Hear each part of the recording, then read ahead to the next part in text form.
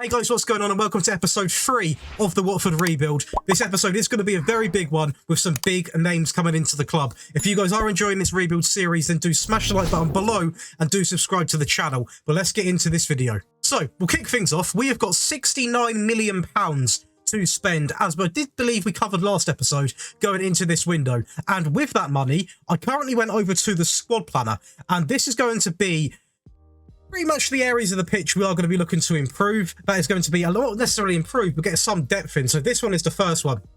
It is going to be the left back position. We only have one left back, and that doesn't mean we've literally got no one else that can play there. I've looked, I went on the tactics page as well. This is the only left back we have in the club. So I am going to look to bring in another sort of young fullback that is either the same standard as McCallum, if not a little bit worse, and McCallum can obviously stay in the first team. So that is going to be position number 1 that we pretty much have to cover. And the second position is actually going to be the centre-half position. These are by far the most important that we do need to get. And the reason why I mention a centre-half is because, as you can see here, we haven't got the best quality, and we did concede a lot of goals last season. And I am hoping that bringing in a couple of centre-halves, if not probably one, to be honest, is going to be what we need to, you know, push us to the next level. This season, I really do want to see us get higher than what we did last season, or win a trophy, something, because we had a great first season. Obviously, we were expected to come out from the championship, but also had a little bit of cup success. But in my opinion, we do need to start pushing on. And after this transfer window, I'm hoping that this can be the season that we decide to do it in. But what I'm going to do now is, I've already gone and made the signings, just so you guys don't have to see me go into negotiations, possibly flop in them negotiations. So I'm going to bring you all the players we've signed, and we're going to talk through why we signed them. So, this is going to be the first player, and this is going to be Victor Christiansen. Now, I'm going to show you how much we spent on each player, but purely in this episode, I'm not going to ruin it by showing you that page, because then you'll see the big player we signed at the end. But this player here is a fantastic option to have at left back, to battle McCallum for that position, and also give us depth. We now have 2 young, hungry fullbacks that are both reasonably quite quick. I believe this guy's a little bit slower than McCallum, and do you know what? He might not be perfect, this player. I'm not saying he is. He's not one of the best left-backs you can sign. But for the price we got him for, and for the fact that he can grow, for me, it was a definite punt. You have to go for this guy. The next player, obviously a very, very, very, very good player in real life. Tons of potential and really doing well in that Villa side. That is going to be Jacob Ramsey. Real big fan of him in real life, and in my opinion, I had to get him in. He wasn't too costly, and he's one of them players, again, that can play in several roles, whether that's a bit deeper in the midfield, or he can also play up the field, such as like in a shadow striker, Metzala, all of these roles. And the attributes he has is absolutely fantastic for his age, and also he has got the ability to grow. He's already a decent Premier Division player, and can become, you know, a really good one. And the fact he's already played in the Premier League, for me, is also a good thing, because obviously you know what you're getting. He's done it in the Premier League. He was fairly comfortable at Villa. I'm surprised they wanted to offload him as easy as what they did, to be honest. I thought I'd pay way more than what I did. But this guy can strengthen the team by literally endless amounts, because even if he doesn't start every game to start with, we do have quite a good midfield. He definitely will get in that team and cement a place, because this guy is a serious talent. Now, this guy, I'm going to quickly spoil it, because we got this guy on the free, and you can't complain picking a player up like Ethan Ampadu on the free. Obviously, he's got the potential to go up to a 4-star ability. Is he the perfect centre-back? No. Is he perfect on the free?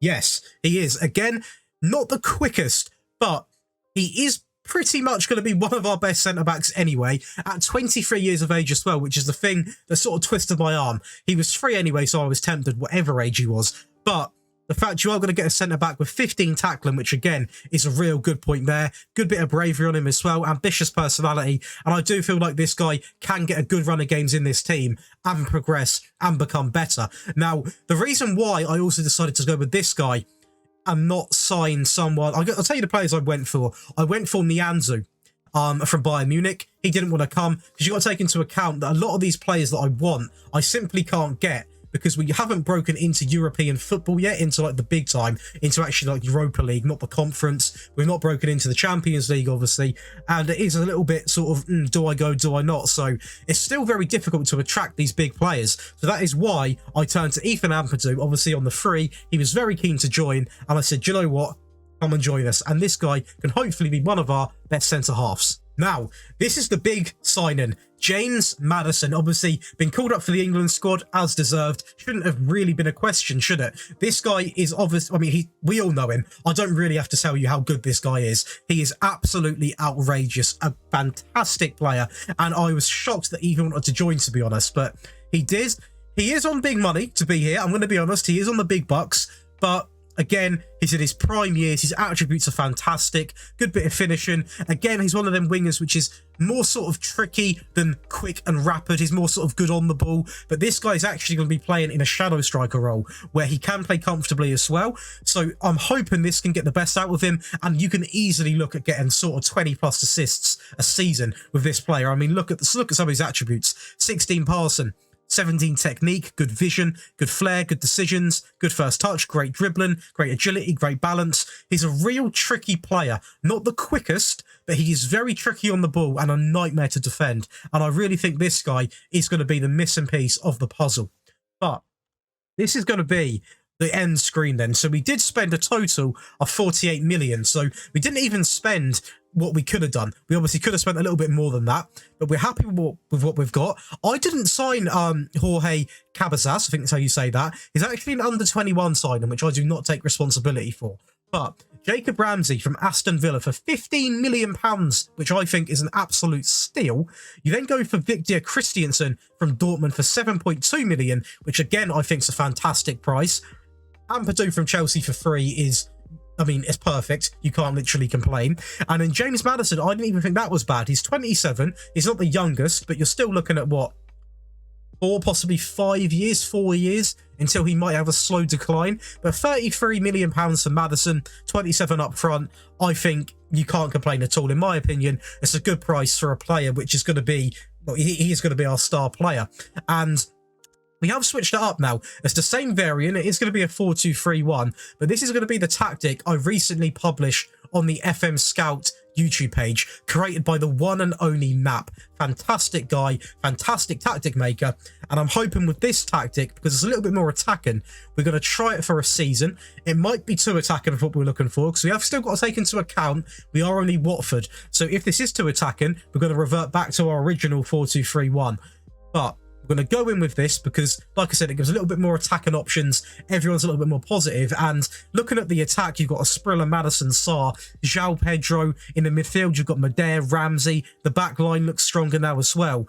And it's not perfect, that back line. I am aware of that. And to be honest, going into the next episode, we are going to try and actually spend some big bucks and bring in the centre half. But to do that, we need a good finish. So let's get in to will be the third season. This one nearly had a bit of a brainwave, and hopefully we can improve on the finish. So guys, this is going to be the third season simulated, and I am a little bit gutted. I'm going to be honest, I am and I'm not, because you can probably tell on the screen now why I would be gutted and why I'm also slightly happy. The fact is, we finished 11th. Manchester United had an awful season as well, by the way, and Arsenal. Some very unique teams up there, especially Wolves and Leeds, but it's not the best finish. We actually finished, obviously, as I mentioned, 11th with, you know, it's not a good, I was hoping to sort of break into this top 6, but unfortunately we haven't. And I do fear that possibly the tactic might have been a little bit too attacking. It is an amazing tactic, but it's just sometimes, especially when you've got a team like this, you do need to, and obviously because it's a holiday simulation as well, you do need to be able to make these little tweaks when you play the games. And obviously, since I am holiday simming, it was very brave for me to even attempt it. But obviously it did do us quite well, because we did win the Europa Conference League against Lega, which means we are in the Europa League, which is something. So we should get a little bit of money from that alone. We're going to go into some of the stats then. Goals. 38 goals for Pedro, 21 for Sarr, Ramsey with 18, 15 for Maddison, 12 coming in for Keenan Davis. Quite a quiet season for him, actually. 10 for Bayo, Kalou with 7, and 6 for Passetto. In terms of what is going to be the assists, we are going to have a look. Assists, 27 for James Maddison. That is why we got him in. Easily rinsed my prediction of 20. 27. 15 for Jacob Ramsey, a fantastic season out of him as well. Sarr with 14, a great season. 14 for João Pedro, dominant season from him. 9 from Christiansen, and McCallum with 7. 6 also coming in from Madère. Now, what I'm noticing in this team is Goals conceded is still the issue, so we are definitely going to be strengthening that back line, possibly even strengthening the keeper. In terms of going forward, João Pedro clearly now is going to be the best striker option because Keenan Davis had a little bit of a quiet season, so I imagine Pedro got majority of the game time. Now, the next thing we're going to do is, before I just randomly cut off, is going to be the data hub. Team attacking, 1.55, so it's not even that high, to be honest, a little bit gutting. And team defending, 1.5. Now, this is the pattern we do not want to see. We are seeing a tactic now, which is only scraping wins. And it's not just the tactic, it's the team as well. So you're looking at a 1.5 conceded per game, 1.55 goals per game as well. Now, that is a big issue. And it's something we've got to fix. And I am now going to...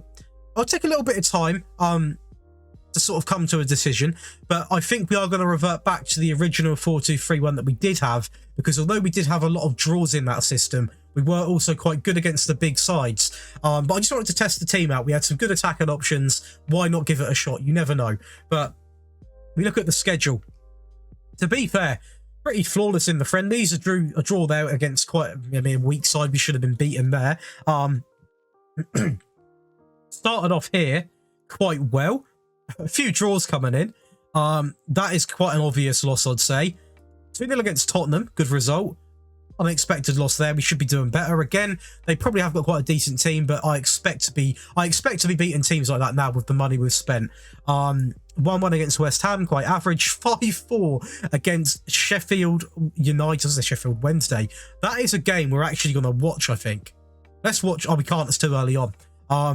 That would have been a good game to watch. 0-0 against City, good result. 2-2 against United, a decent result. 1-0 against Brighton. 1-1 against Chelsea, a good result as well. Leeds 3-2. Aston Villa 6-0, good result there as well. 1-1 against West Brom. I mean, we should be beating them. Late equaliser from Grant, though. Arsenal 3-1, fantastic result. Expected.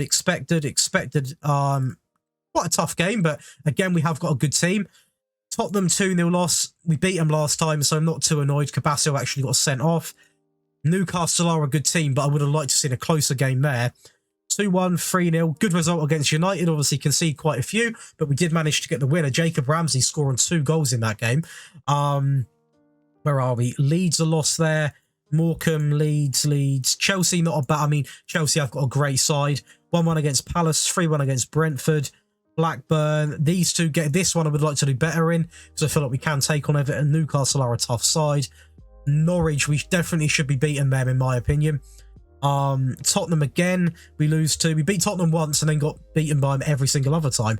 Wolves, Chelsea, Arsenal, Norwich again. Yeah, there's a few fixtures in here which I definitely would change, and I think here Liverpool's fine. Valencia, we beat them 2-0 and then we lost 4-3, but it made it, at least we got through to the final, which we did win here. Fulham and West Ham, again, quite a bad start to the end of the season. Quite a tough end. Liverpool, Man City and West Ham. Fulham we should be beating. And would that have made the difference? Oh, no. We were quite a few points off, to be fair, this time. But what we're going to do is, I'm going to pick out a game, if not two, but the game I think everyone will want to be seeing is the final, and that is what we're going to go and watch. So it's a 3-0 win against a team that we should be beating. Obviously, the end of the day, this team here is outrageous compared to the side we were playing. It's not outrageous in terms of the other teams in the Prem. I don't know what the manager or the assistant's doing by playing Maddison not in the position I wanted him in. I wanted Ramsey to play down here, but Maddison did have a good season, so maybe he does know best. But that does mean that Sarr gets pushed out to the left, which means that Pedro gets forced up top, which he has been good in, which means that explains why Keenan Davis has not had a good season. So that is a little bit of an issue, actually. So let's watch the goals then. So I'm hoping, I mean, it was a game we absolutely dominated, but let's watch the games. What we're going to do is we're going to slow this down. TV, that is perfect actually. So we're going to kick things off. 50 minutes in it took us to get the first goal. James Maddison in the Europa Conference League final. Runs. Ball into Ramsey. Ball into Sarr. It's a very easy goal. Defence is lacklustre. A mix between the match engine and probably just quite poor quality of players, to be honest. Maddison into Louza. Into João Pedro. Takes his time. Into James Maddison. Beautiful play. Into Ramsey. and it's a beautifully worked goal. And do you know what? That is the exact type of football I want to be playing. This short, sweet passing style. I'm a big fan of it. I'm playing it a lot in my personal online save, which I do actually stream, by the way. So little plug there. Do come and check that out sometime. Start on the left-hand side with the ball here, picking it up, goes in the middle to Ramsey, takes his time, wonder ball through into Maddison, and is shocking from the keeper. Probably should have been saved, to be honest, or definitely should have been saved, but it's a game we won, and I'll run away with it. That has got us Europa League, or European League football now, so at the end of the day, it's exactly what we were after. Are there any other big games that we want to see? I mean, Ludogorets is quite an easy game, to be honest. Anyone that we can watch? 5-3 possibly against United could be a good watch. Any others? Obviously, we're going to be watching a certain amount up here. How far can we go up? To about here. Chelsea 1-1. I'll pick one more game for us to watch. I'm quite tempted to watch the United one, to be honest. Let's watch it. So, a 5-3 win away against Manchester United. McCallum ball through to Maddison, and it's an easy goal. A wonderful from McCallum, and Maddison just completely loses his man in the middle, or to the right hand side of the goal, and gets an easy tap in.